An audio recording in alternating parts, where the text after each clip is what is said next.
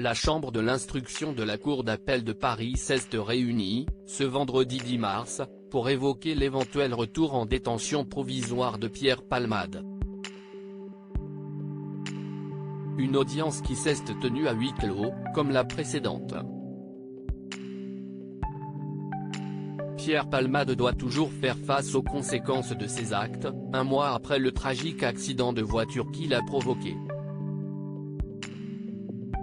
L'humoriste, qui était sous l'emprise de la cocaïne au volant de son véhicule, a fait 3 blessés graves dans cette collision, dont une femme enceinte au moment des faits, qui a perdu son bébé. Depuis, Pierre Palmade a été mis en examen pour homicide et blessures involontaires. Le 27 février dernier, la Cour d'appel de Paris a ordonné son placement en détention provisoire. Mais alors qu'il devait purger sa peine à la prison de Fresnes, le comédien a finalement été placé sous écrou à l'hôpital du Kremlin-Bicêtre en raison de son état de santé.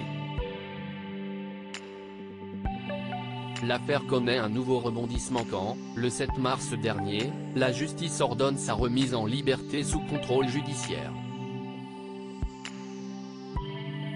Pierre Palmade a donc pu se séparer de son bracelet électronique et de son escorte policière, le temps que la chambre de l'instruction de la Cour d'appel de Paris décide de son sort.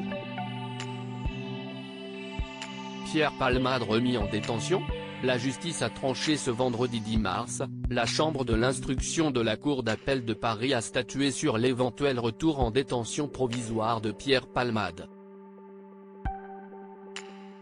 Sans surprise, l'audience s'est tenue à huis clos, comme la précédente.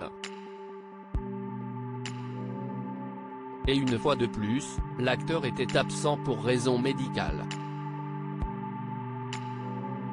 Au terme de plusieurs jours de réflexion, la juge a pris sa décision, mais ne rendra pas son verdict de suite.